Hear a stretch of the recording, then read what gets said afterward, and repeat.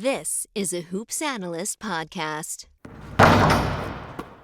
Good evening and welcome to the Hoops Analyst podcast. My name's Harlan Schreiber. I'm very pleased to have me today Jason Levin, who has contributed to the Soul Power documentary on Amazon and is a longtime basketball writer and basketball fan, and is going to go walk us through some of the ABA history and have a little fun. So before we get started on the ABA in particular, why don't you tell us a little bit about yourself, Jason?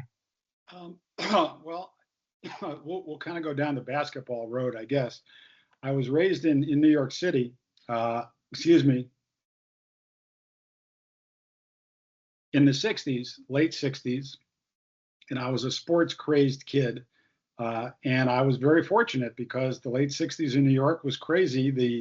The Mets won it all, the Jets won it all, and the Knicks won it all in the same year. I thought that was going to happen all the time.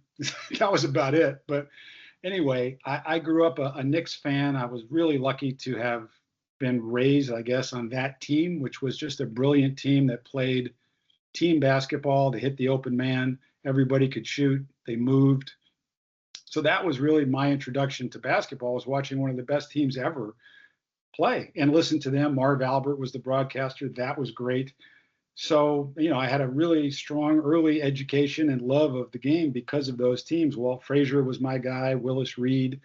And then my mom moved us to Los Angeles in 1971. So I landed right in the middle of UCLA's still dynasty in college and the Lakers. And both of them were on television all the time. So I watched, UCLA win, 90 out of 92 games or something for the next few years. And the 72 Lakers, who won 33 in a row. Jerry West, Wilt, Elgin Baylor.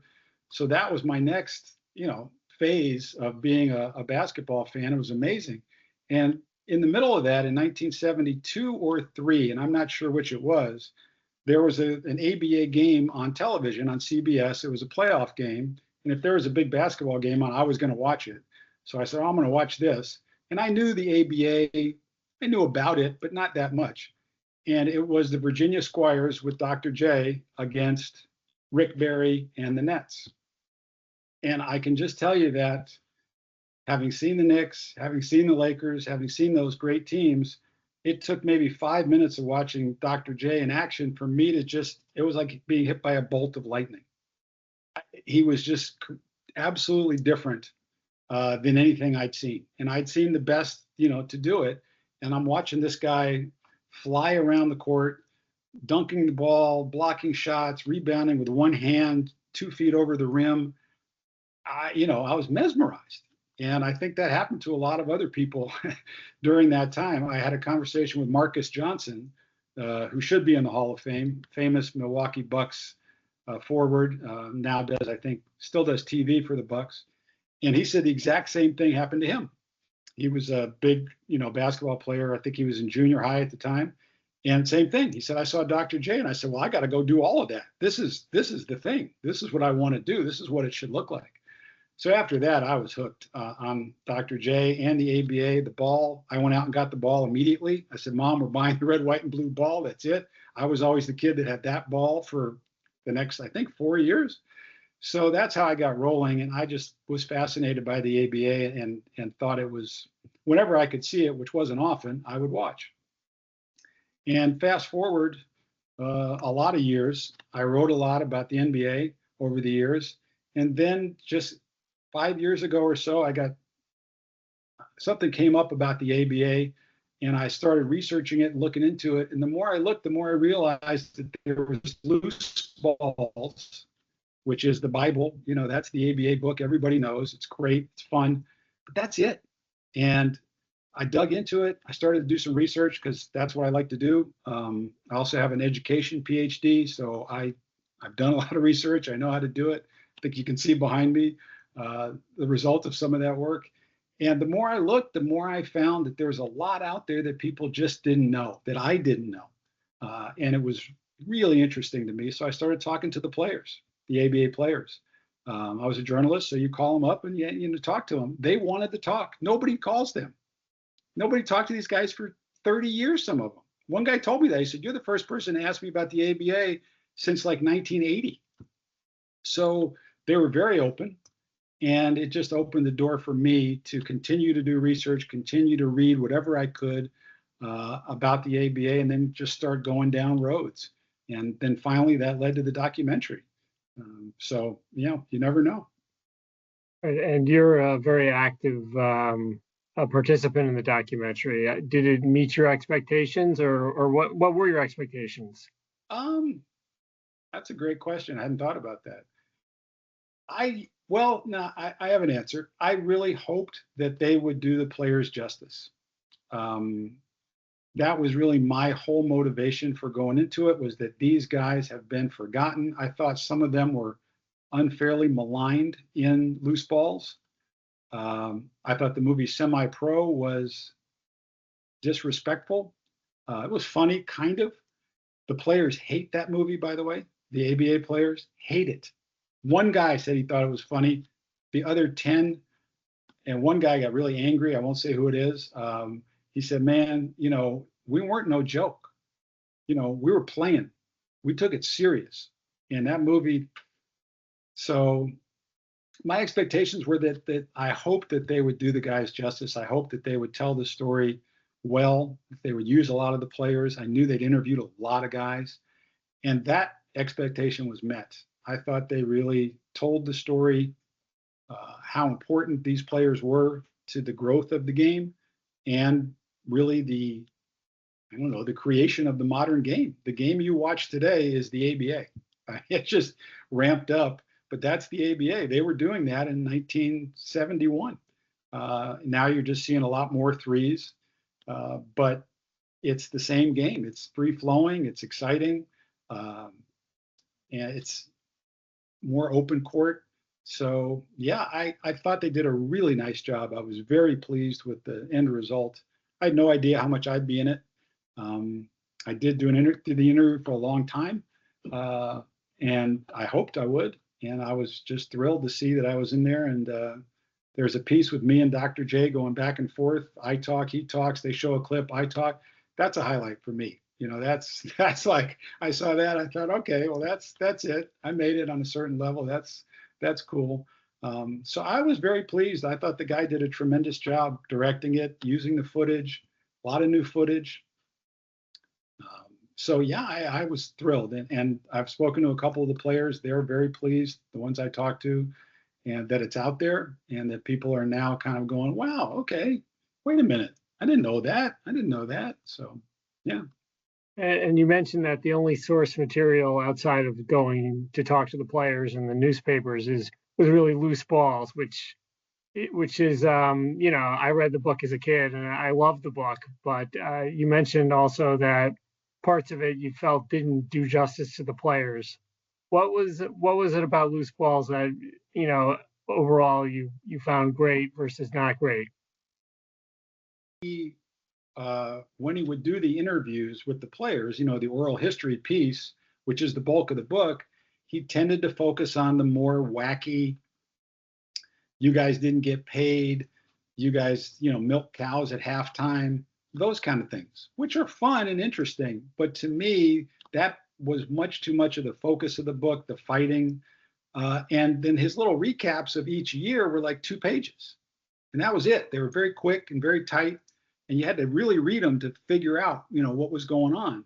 And I think that should be the opposite. I think it should be, and that's what I hope to do in my book is flip that. And the focus is more on the play, who the players were, and less on the kind of things that were out of their control. It wasn't up to them that owners didn't have the money and that sometimes their checks bounced. And frankly, it wasn't funny to them, at the time at all. They're professionals. So there was that. I would like to mention a guy that I think people should read. His name is David Friedman. He writes something called the 20-Second Timeout. It's a blog, and I got a lot of great stuff from him.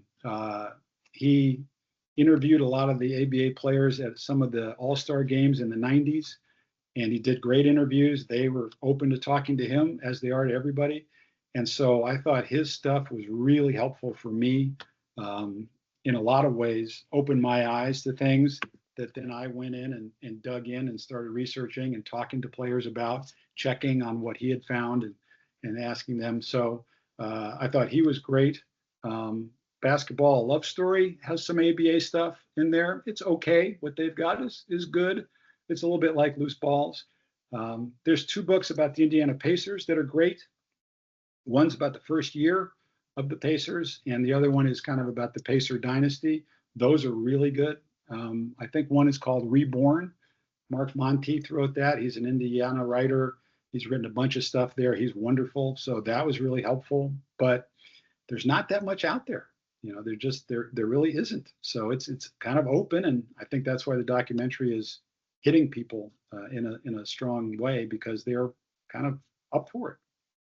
And what, you don't have to give me an exhaustive list, but tell me some guys who you think were either forgotten or stories that were forgotten that you think deserves a second look, or maybe it's a first look.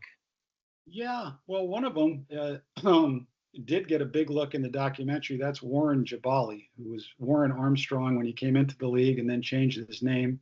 And I think I'm mostly responsible for that. I pushed really hard in my interview for him to get a lot of love. I felt he was really maligned in Loose Balls. The thrust of Loose Balls was that he was a thug and that he really just punched guys. He was extremely physical. He was a mean guy. He was a bad guy.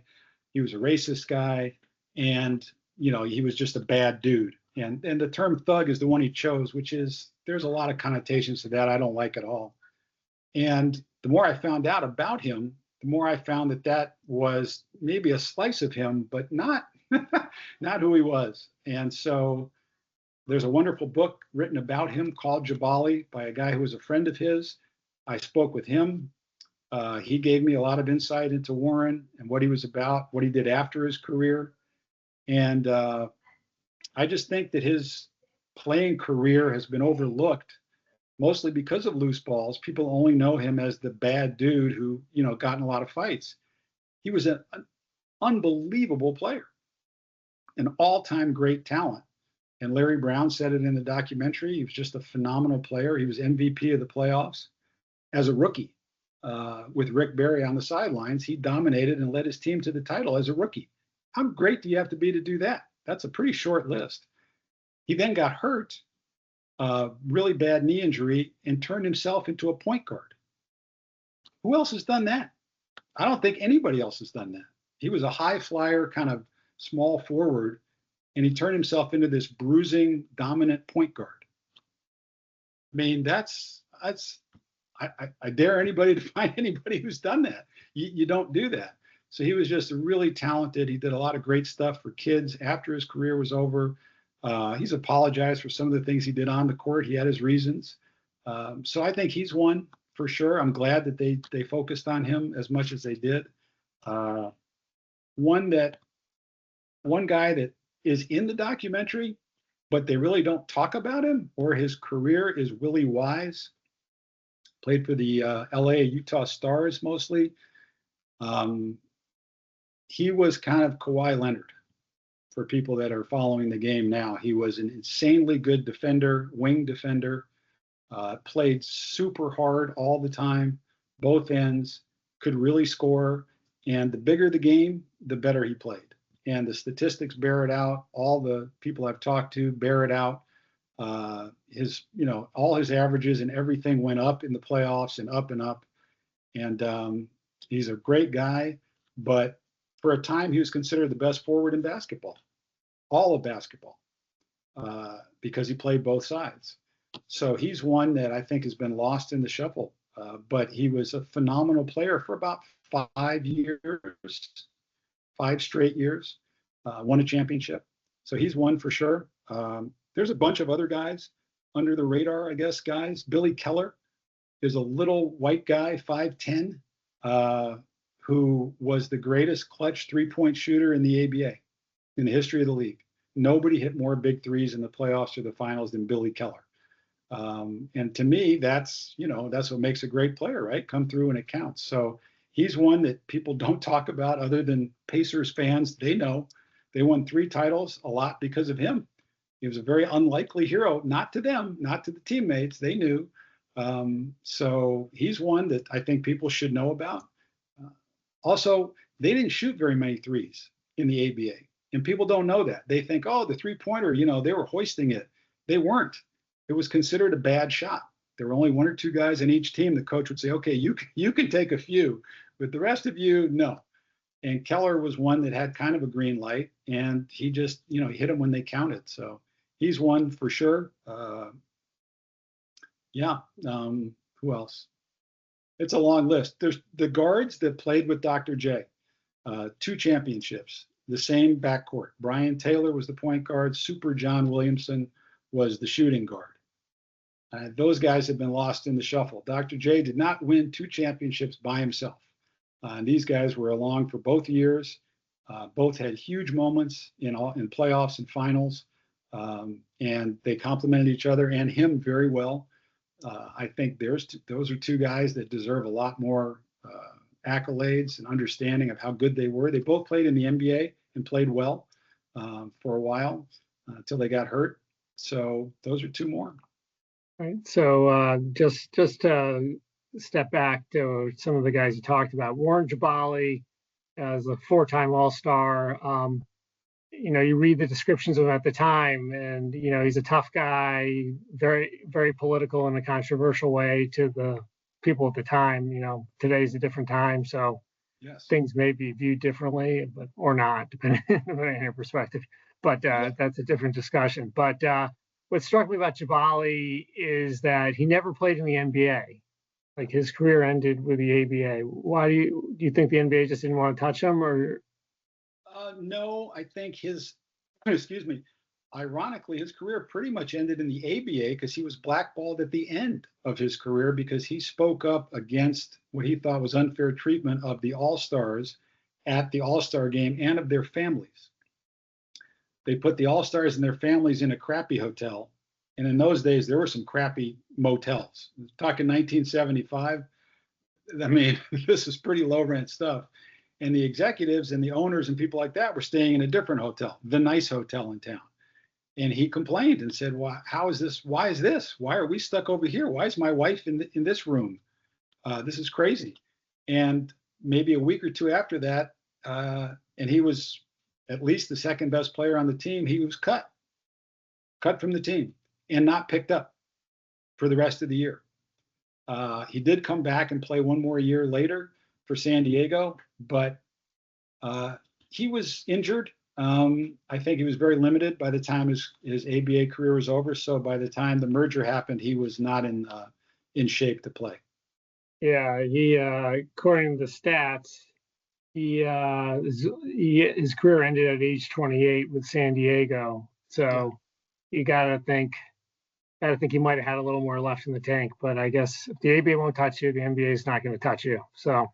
Yeah, they weren't. I mean, he was the last guy any NBA team was going to pick up. Like you said, in those days, if you spoke up and you were black, you were viewed as a problem, and they didn't want any problems. Those kind of guys didn't get a second chance, and so he wasn't going to get one. I think it's also important to note a lot of the ABA guys, and it's true of NBA guys at the same era, their careers were much shorter because medical science was pretty primitive. There were no trainers. If there was a trainer, he wasn't really a medical guy anyway. The surgeries then were not great. And so if you had a pretty severe injury, you were very limited after that injury and didn't usually last very long after the injury, 2, 3, 4 years, and you were limited. And guys also came back early. They were forced to come back early in those days too, pushed to come back and play. And that was the thinking then. You had to play. So you'll see a lot shorter careers, 5, 6, 7, 8 years is very common. The travel was terrible in the ABA, worse in the NBA. So all those things add up, and that's why you see a lot of guys 5, 6, 7, 8 years and done. Okay.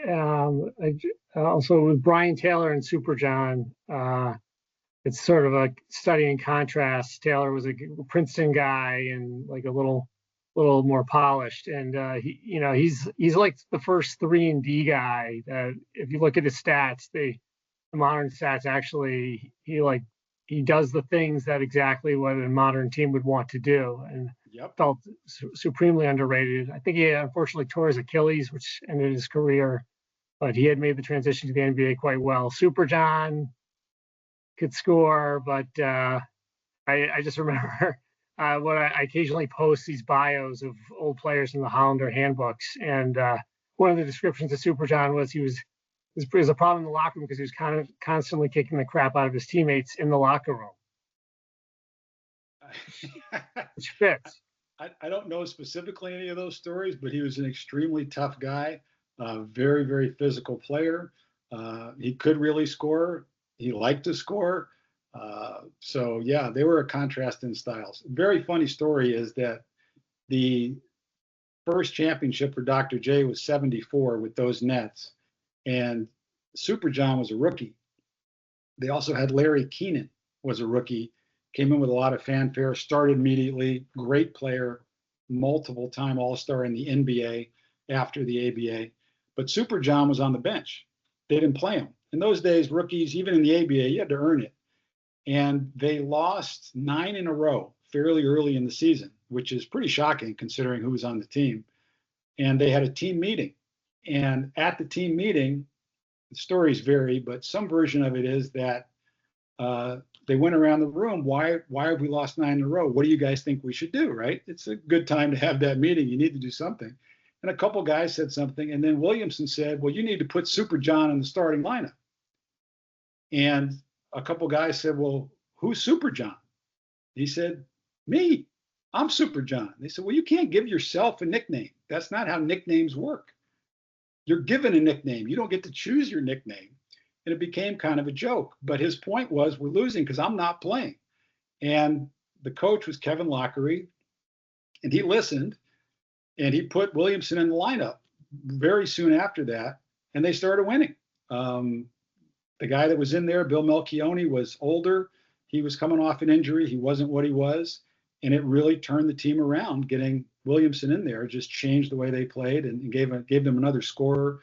So I always think, and that meeting turned the season around. They ended up winning it all. Teams that lose 9 in a row don't win at all, right? I don't know how many teams fit that list. You could look it up. I don't know if there is one. Just title teams don't lose 9 in a row. So I think that's just a great story, and he was instrumental in both championships. So yeah, those guys deserve it. I joke with Brian Taylor about the analytics and the numbers loving him. And he thought that was great because, of course, they didn't have those in those days. You just had the basic numbers, and he was really good. But, I kind of explained to him some of the specific numbers, and he's like, okay, yeah, I love it. Bring it on. Keep telling me, and how good am I? I said, well, you're here on this list, and you're here on this list, and you're above this guy. He thought that was great. And, so they just didn't have that then, but he really would have fit now. Great defender, didn't turn it over, could hit the three, extremely fast. He would be a great point guard in this era. And one of the things you mentioned is you're talking to a lot of the old players, and unfortunately, attrition's been something of a problem over the last couple of years because as time goes on. And I just thought we could talk about 2 ABA guys who just recently passed. One is known for other reasons, and the other is, I don't know how well known he is, but Doug Moe passed away. He's known more as a coach, but he obviously, people don't remember, but he actually was one of the first really good ABA players. I don't know if you want to talk about Doug Moe, the player. Yeah. I mean, that was terrible news. New York City legend. And he maintained the accent his entire life, which I always thought was great. He had a very strange arc. He was another one of the guys that was blackballed from the NBA, or even more ridiculous than Connie Hawkins. But anyway, he wasn't allowed to play in the NBA. He ended up going to Italy, which I didn't even know you could do that then. I was not really aware that we had guys going to Italy in the 60s, but we did. And he was one of them. He was very successful there. He's a great player. And then his friend Larry Brown, New York City buddy, called him up and said, hey, there's a new league, and I think you should come and we should play together in the new league. And I think Mo really didn't like Italy and living there, didn't speak Italian. So he was up for it and he came back and they went down to New Orleans and joined the Buccaneers and helped lead that team to the finals. And Mo was, I think, the second leading scorer on that team. He's a really rugged, kind of 6'5" forward guard, really tough, good shooter, liked to shoot, and they were really good. And so they went to the finals the first year. They were traded to Oakland together the next year and won it all. And again, Brown was the point guard, Mo was a starter, and that Oakland team dominated most of the year, with or without Rick Barry. I think Mo got more opportunity when Barry was hurt, so I think that was probably good for him. And they won it all. And then he played a few more years. He had some injuries and got slowed down, and then started coaching with his buddy Larry Brown. He said, Larry's going to coach, be my assistant. He said, all right, that'll be fun. And I think he just had a lot of fun after that. He was a fun guy. He didn't take it too seriously. It's a game, and he liked to do other things too. He liked his team to run and have fun. Didn't have a lot of plays. If you were an offensive player, that's the guy you wanted to play for. And guys did want to go there because you would score and you could do your thing. So I think he's a really important person in the history of pro basketball. He also had he's had a couple quotes that he's backed up. He says the same thing pretty much anytime asked him. He said, when they had the merger and they got into the NBA, he was obviously coaching, so he went right into the NBA. He said he couldn't believe how drab and kind of boring the whole NBA experience was at that time. They had no cheerleaders. They had no halftime entertainment. They didn't do anything to promote the game other than just play the game. And the game was still more predictable, more center focused than the ABA had been. And the ABA guys came in and really took the league by storm, but he was kind of like a little surprised at the difference being that stark between the two leagues. And he said to him, it was a big drop down just in the whole experience. And the level of play was good, but no better. And so I always found that an interesting take on his experience, because he had a very unique experience, and he's a good guy to ask because he ended up in the NBA for 35 years. Yeah, fun fact, I was just looking it up as we were talking, is Doug Moe was second in the MVP voting in the first inaugural season, well behind Connie Hawkins, but he was the only other guy that actually got first place votes. So it was a different time. He must have had a media member he drank with and had a good time with, because that was what happened in those days. So I mean, I don't know how you vote for him over Connie Hawkins that year, but he was really good, and then that just tells you, he was legit ball player. And again, he's another guy that missed 4 years of his prime. Yeah, 29-year-old rookie in the ABA, 24 points, 10 boards. Of course, Connie Hawkins at 27 and 13 and a half and 4.6 assists. So it's hard to believe he could guilt people into voting for Mo, but Mo was clearly in the top of the league at that time. The other guy I wanted to talk about is someone people don't really remember, Bo Lamar, who just passed away. It was like sort of, they described him in the bios as like sort of tiny Archibald without the everything, I think he was more of a shooter, less of kind of a creative point guard. He was more of a scorer. But I would recommend everybody read a book called Tigerland. It's by a guy named Will Haygood. It's about the high school team that Dwight Lamar went to as a senior. They had a guy named Ed Ratliff who played in the NBA, played on the Olympic team, really good player, had a good career in the NBA. They're one of the great high school teams of all time and ever. And the book chronicles their season and also that high school and everything that was going on in the time in the late 60s in Ohio. So that I learned most of what I learned about him from that book. And then as an ABA player, as a college player, I think he averaged 34 a game for his career in college. Southwestern Louisiana, he just, absolutely lit it up.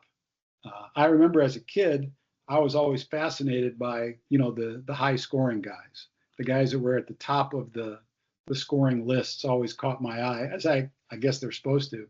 And I remember him in college for 2 years in a row. He was either the leading scorer in the country or in the top three, at least 2 years in a row. Yeah, And then he went, interestingly, 36 a game as a sophomore, 36.3 as a junior, was down to 29 a game as a senior. So yeah, I think 30. he probably passed the ball a little bit more as a senior. I think they had a better team, but yeah, 36 a game 2 years in a row. So yeah, he came into the ABA and he could really score. He was just on teams that weren't very good. Believe he was coached his rookie year by Wilt Chamberlain. Yeah, he scored 22 a game as a rookie, 20 a game as a sophomore or as a second year player. And then in the middle of the third year, things sort of fell apart for him. But he made it to the merger and played 1 year with LA, and then his career was basically over at age 25. So Yeah, I do remember him. I was in LA at that time and obviously followed the Lakers very closely. And I remember being very excited when I found out that the Lakers were going to, had added Bo Lamar, because I remembered that 35 a game from college, and I knew he was a high scorer in the ABA. And I thought, well, here's a guy that's going to be instant offense. And the Laker games were on TV. And I actually remember Chick Hearn, who did all the games, you could tell he was disappointed that they didn't get more from Lamar that year. He expected that he would come in and kind of be instant offense off the bench, and he was just okay.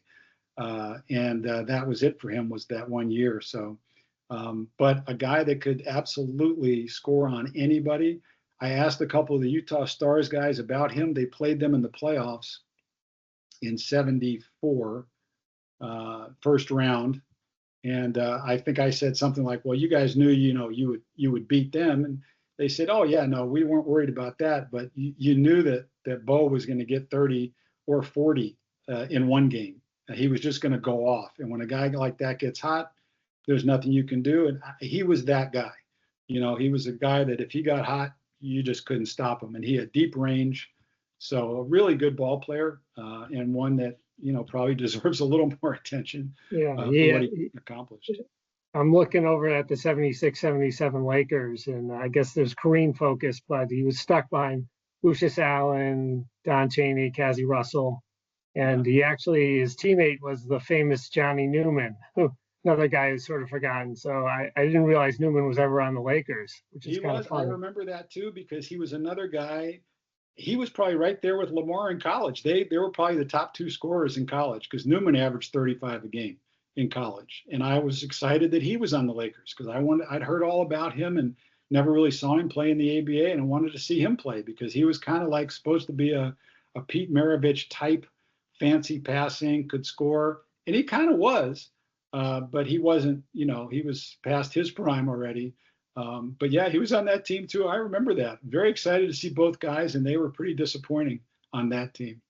Yeah, Newman never really blew up in the ABA. I guess I don't know if it was injuries. He did blow up, just in the wrong way. He was the classic case of a guy who got way too much money way too early and blew all of it. And according to guys that played with him, he had a great time doing it. So, I think that was his story. He turned out to be, and this blew my mind, he turned out to be a coach, which if you asked any of his coaches in the ABA, if he, who's the last guy you think will become a coach, it would have been him.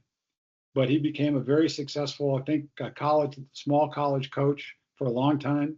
And I do remember asking the guys on the Utah Stars, he came off the bench for them in '74 on a team that went to the finals and might have won it if Zelmo Beatty stayed healthy in the finals. And Newman did pretty well for them coming off the bench.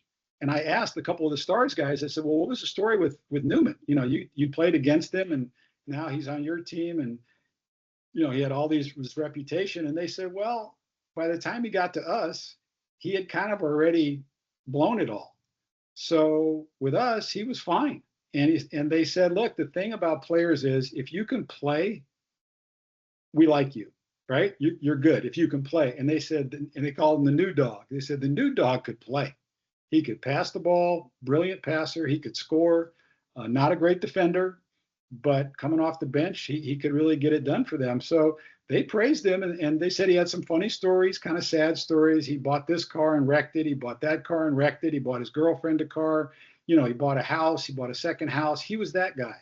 He just, he didn't really have any guidance, and he just lost it. But they loved him. So to me, that was what I wanted to hear, was that they just thought he was fine, and he played well for them. Curious of your opinion on quality of play. I think of the ABA versus the NBA. I think by the end of the ABA tenure, it was pretty much 1-to-1. But do you think it started out that way, or what's the arc?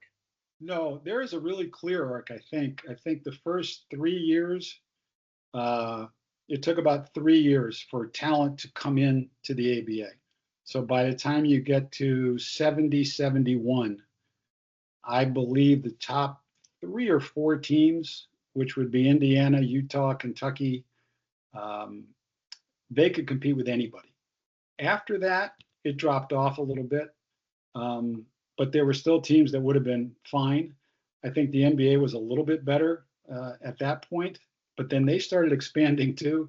But by 71, 72, which is right in the middle, the ABA got Artis Gilmore, George McGinnis, Julius Erving, Darnell Hillman, a few other guys I'm not going to remember off the top of my head. And that really kind of turned it. And the top 4 or 5 teams after that, from that year forward, could have absolutely competed with anybody. And in a 7-game series, could have beaten anybody. They were that good. And Indiana and Utah were incredibly deep teams for 4 years running, and could have played with anybody. So I think the cream of the crop in the ABA, absolutely. The bottom 3 or 4 teams, no, but that was true of the NBA too. The bottom 6 teams in the NBA were terrible in the early 70s. They had all these expansion teams. They were terrible. So yeah, I think it was really close. And I think the interleague games, which I didn't really know much about at all as a kid. I lived in LA, and I didn't even know this. The Lakers were one of 2 teams that never played an interleague game. None. They didn't believe in it. They didn't think they had to do it. They were the Lakers. Screw it. So I never saw an interleague game. I wasn't aware that they really had them, but they had a lot of them. And the ABA turned it around. In the last 3 years, the ABA dominated. I think it was 62-33 the last 3 years. That's dominated. So were they that much better? No, but clearly they were as good. And the better teams were, really good. So, yeah, I think, at the top end, absolutely. And I think the ABA probably had more talent at the top end the last 3 or 4 years than the NBA did. Certainly more exciting players. No question about that. So when you think back to the ABA title teams, obviously in a perfect world, it would be fun if you could go back and have the ABA winner play the NBA winner. What do you think are the best individual ABA teams? Well, the 72-73 Pacers, both of those, and they barely beat Utah both years in the conference finals, barely. So that's how good Utah was. They were the 2 best teams. Kentucky was really good. They couldn't get over the hump until those 2 teams kind of folded up or got rid of their best players the same year. So I'd say 72-73 Pacers, 75 Kentucky with Hubie Brown, and he kind of instituted a platoon system. They played a lot of defense. They were great. They challenged the Warriors that year. That's in the documentary. The owner, as soon as they won the championship, challenged the NBA champion to a winner-take-all $1 million or something. And of course, they declined. And then both of the Nets team, the 74 Nets team, that series in 74, if it was the 74 Nets against the 74 Celtics, would have been one of the most exciting, interesting series you'd ever see because they both wanted to run. And you had just great talent on both sides. And then you had Dr. J in his absolute prime against Havlicek in his prime. They were friends off the court. That would have been something to see. So that's the one I think I would have wanted to see probably most of all. Maybe the 73 Pacers and the 73 Knicks. I was a huge Knicks fan, so that was my last great team. Walt Frazier, Earl Monroe. Matchup with the Pacers would have been tough. They had young George McGinnis. Nobody really had an answer for him, and the Knicks definitely did not. So those are really interesting to think about. Okay. And also, let's talk about some of the what ifs that like what it could have been. You don't know the answer, but I'll run through a couple of them with you. And the first great what if is obviously George Mikan famously tried to woo Kareem, then Lou Alcindor had a check for $1 million in his pocket and apparently forgot to tender the check to get him to sign. Do you buy that Kareem would have signed at the moment, or do you? Yes, 100%. There's no question. Kareem made it very clear, crystal clear to both sides. I'm willing to meet with both. I'll do it on this within a 2-day period, and you make me your best offer. That's how I'm going to do it. And he and his representatives could not have been more clear about that. And I just found an article yesterday that detailed the entire process from Kareem's advisor, Sam Gilbert, who's a famous UCLA booster and advised a lot of the players. He was Kareem's guy in that process. And he detailed every move. It's unbelievable to read it now. And I don't know exactly, but my strong guess is that George Mikan was a businessman. He understood negotiations to mean that you negotiate. You do not come in with your best offer first, right? You don't. Nobody does that. That's not how you negotiate. And even though Kareem told them that and was very clear about it, I don't think he believed that a 21-year-old with that much money on the line would actually do that. And so they did not give him the offer that they had kind of prepared. And the offer that they ultimately made to him in their meeting was less than the Bucks offered. And so it was, according to the article and according to Kareem afterwards, a pretty easy decision. And Kareem, I believe, was disappointed because he's a New Yorker. I mean, grew up in New York, loves New York, loves jazz music, loves art, loves the culture of New York. And it was his dream to play in New York, and it was the Nets. That's the other guy that was in the room, was the owner of the Nets. He's the one that made the offer. His name was Arthur Brown. And so I think Kareem wanted to play for the ABA. That would have been his choice. If the deals were, this close, I'm pretty sure he would have taken the ABA, but they weren't. And then 4 days later, the ABA came back to him with an extra $500,000 that they supposedly had in this pool or didn't have. Well, suddenly they found it. But it was 4 days later, and he actually met with them. I did not know that, but he met with them. And they told him and showed him the offer. And he said, I told you, I've already made up my mind. I had the press conference. It's done. I told you, one offer. I don't care what you're putting in front of me now. No, they couldn't believe it. Even then they were stunned. So just bad negotiating, not believing that a young black guy with that much money on the line would be someone of that level of integrity. That's the best I can come up with. They had the money. They just didn't put it all out there the first time, and they cost him. That changes everything. If he signs with the ABA, all bets are off for everything. It is a completely different basketball landscape. Who knows where we'd be at now? He was like Wemby times 5. For people that are watching now that are young, he was, clearly the best player in the world and probably going to be the best player of all time. He was 4 years in college. He was ready to come in and dominate. He did. He dominated for 15 years in a row. He was that good. And who knows what would have happened? There would have been a merger, maybe not, maybe the AB. Who knows? He was that. I mean, he was that important. So that's how it played out. And I guess they pussyfooted about a merger for years before it actually happened, based on the Oscar Robertson suit sort of like hanging out there. You putting on your prognostication hat. What do you think? What, do you think that the merger would have happened sooner, or you think the ABA has all the leverage? What do you think?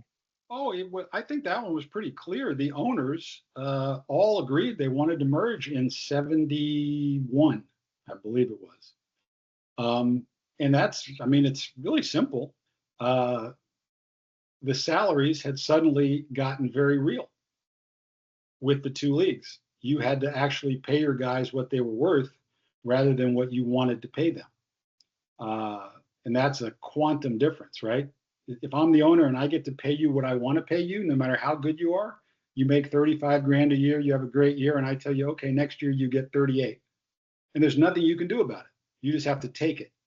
You could sit out, but there's no other league. There's nothing else for you to do. You're stuck. And that's how it worked in the NBA and in baseball and in football. So once the ABA came along, there was leverage for the players for the first time ever. And obviously they used it. And it worked for both leagues because now NBA guys could say, well, I'm going to jump to the ABA unless you redo my contract. And if you were a really good player, the owner was kind of stuck and they would redo your contract and pay you, I would say, usually about triple, which gives you an idea of how underpaid they were.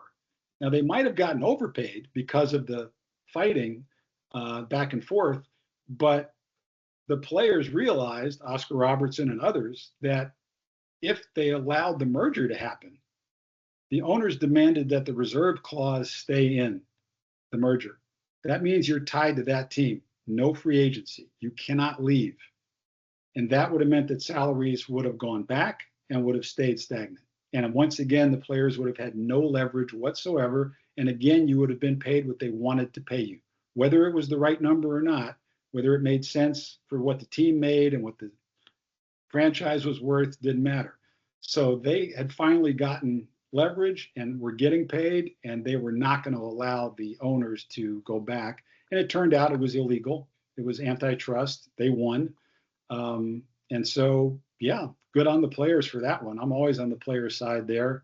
And the owners just wanted to, shut it down, and the players said no. So good for them. They all finally got paid a little bit, some of them a lot, and good.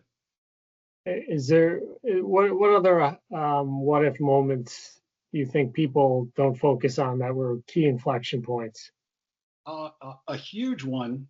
This to me is probably the biggest. Well, Utah. I'll go back to them again. They were in the finals in 1970. They lost. They were a very young team. They lost to Indiana, who was a better team, deeper team, more experienced team in the finals. The ABA then shifted Indiana from the east to the west, ostensibly to keep them away from Kentucky, who they thought those were the big rivals. They had a good fan base, and they wanted them to maybe meet in the finals. So the idea was we'll get Indiana out to the west, keep them away from Kentucky. Well, it ended up that now Indiana and Utah were in the same conference. Well, Utah beat them in '71, straight up, came back and beat them, and then won the title. Their coach for those 2 years was Bill Sharman. And if people don't know who he was a Hall of Fame player for the Celtics. He was the other guard with Bob Cousy. Great coach in the NBA, went to the ABA, and did what he did with the Utah Stars. After they won the title, he left to go coach the Lakers.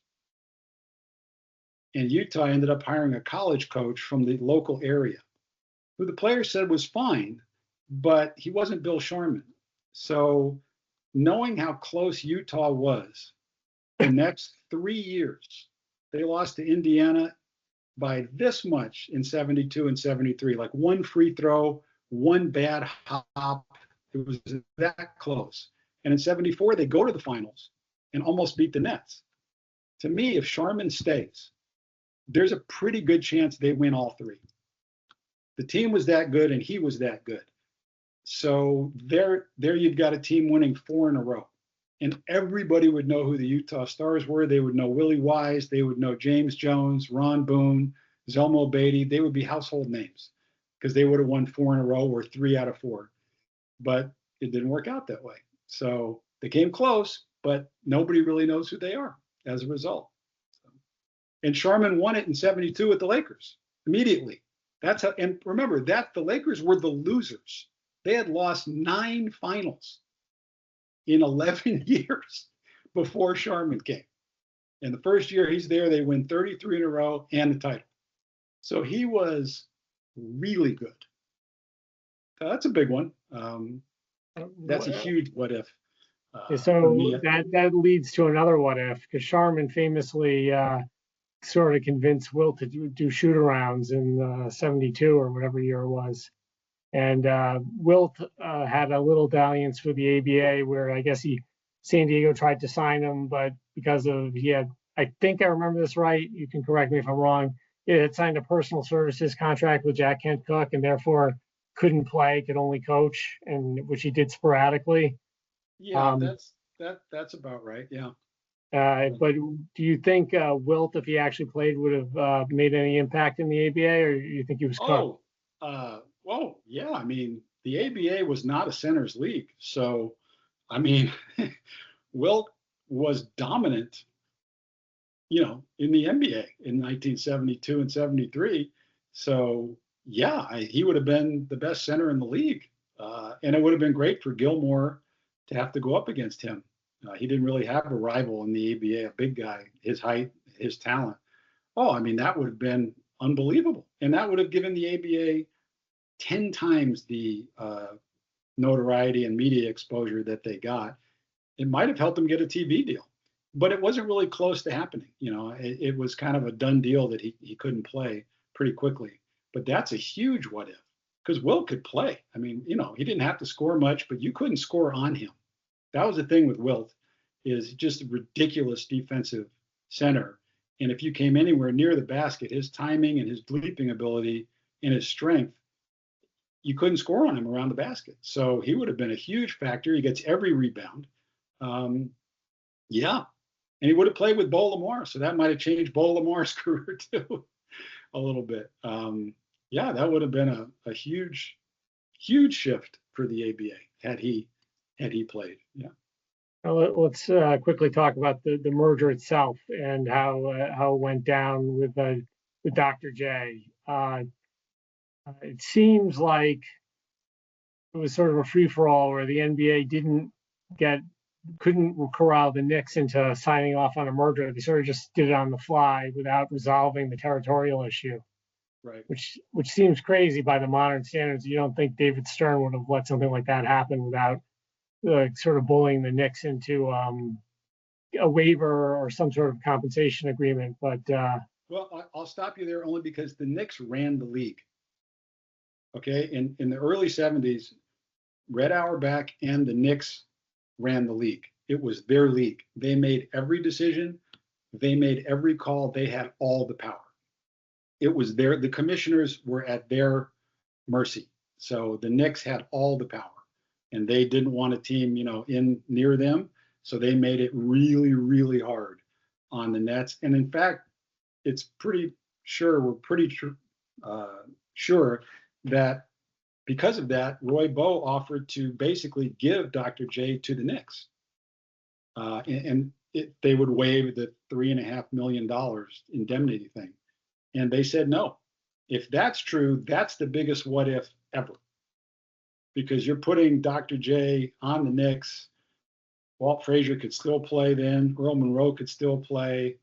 Oh my goodness. In the Garden, home. But it didn't happen. So that was out. And then, he had to sell Dr. J to the Sixers because he just didn't have the money. They made it too tough on him. It was too much money with those 2 payments. He couldn't do it. So that's how Dr. J ended up in Philly. Yeah.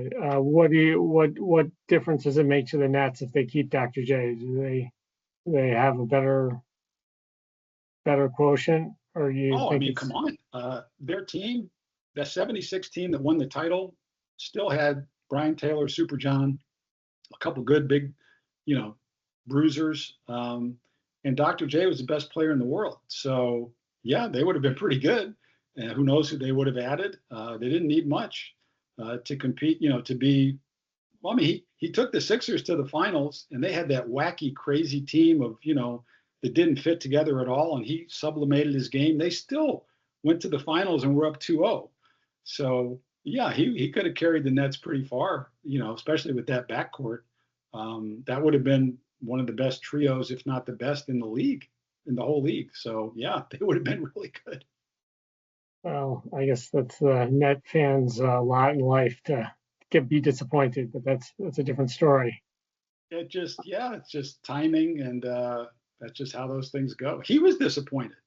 I mean, he's from Long Island, Dr. J. So he loved being a Net, and he thought he would be a Net in the NBA. But then all of a sudden, things happened, and he tried to renegotiate. That's part of it too. So that was that. Yeah, so just rounding up, I want to get your all-time ABA starting five. I guess the forwards would be Dr. J and George McGinnis. People don't know how great McGinnis was. His career went south pretty fast after the merger. He was, he was really LeBron. He was bigger, stronger, and faster than anybody in the league and could handle the ball. So you couldn't guard him. He shot well enough from the outside, so you had to respect it. And then around the basket, he was 6'8", 240 in an era where nobody was 6'8", 240. The guy was just ripped naturally. They call him Superman. You couldn't guard him. And he was, he could bring the ball up on the break. Just insane basketball player his first 5-6 years. So those two are the forwards. The guards, James Jones, people don't know, just a phenomenal big guard. He was on those Utah Stars teams. He'd be one guard, and Matt Calvin would be the other guard. The guards are really hard. There's a lot of great guards. That one's tough, but Matt Calvin was super fast, super aggressive, super talented point guard who could really score. So those would be the guards. And the center, I have to split it. It's Artis Gilmore and Mel Daniels. Gilmore probably the better talent, but Daniels won 3 titles and beat Gilmore twice. So I like guys who win. Gilmore didn't win till Daniels was done. So I guess I'll go Mel Daniels. If I had to do 5, I would take Mel Daniels because he won. Yeah, he had a motor that I guess Gilmore's always was criticized for being not like he didn't try, but he just was a little bit more of a mechanical big man. And that was the criticism. Less aggressive nature. He was not an aggressive person, and it was an aggressive league, and the centers were very aggressive. And Mel Daniels was extremely physical and aggressive. So, I mean, they probably had a better team too in Indiana, but Daniels held his own with everybody for the entirety of the ABA till the last year or two. So he was something else. Yeah, and little known fact that he helped coach Larry Bird early on in his career. They actually get it right. I think Bird was going to Indiana State, and they had him work out with Mel Daniels and another ABA guy or two. And the coach said, "What do you think?" And Daniels said he'd be the best player on our team.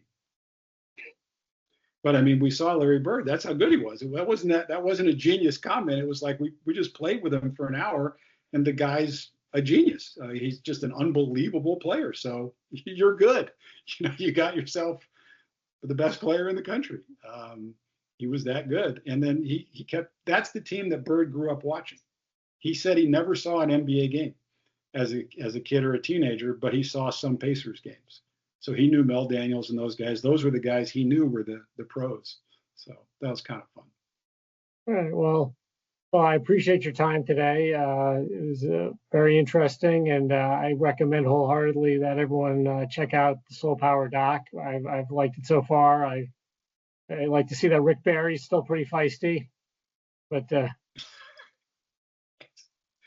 yeah, he's a piece of work. He'll tell you what he's thinking. That's for sure. Yeah, he gets better too. I mean, he's in every episode, and every time he's on screen, you're laughing. He is unfiltered. Yeah, Indeed. I hope people watch. It's important to know how important that league was, how good they were, and how much they helped shape the game. It was more of a forward guard game. The floor was more open. They were much more free form.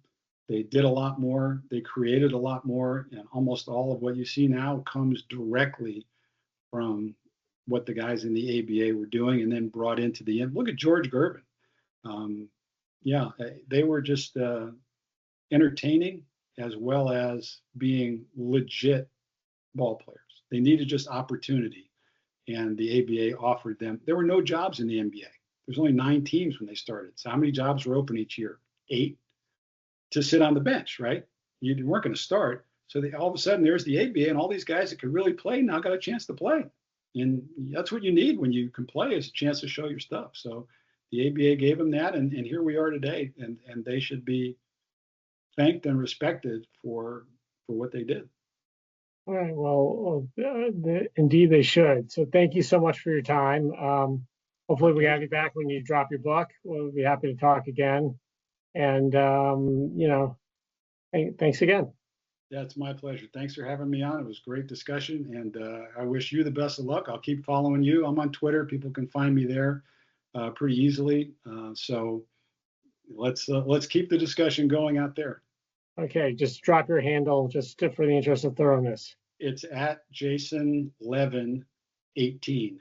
All right. So everyone check out everything Jason's doing and check out Soul Power. Yeah, please. All right, cool. That was great.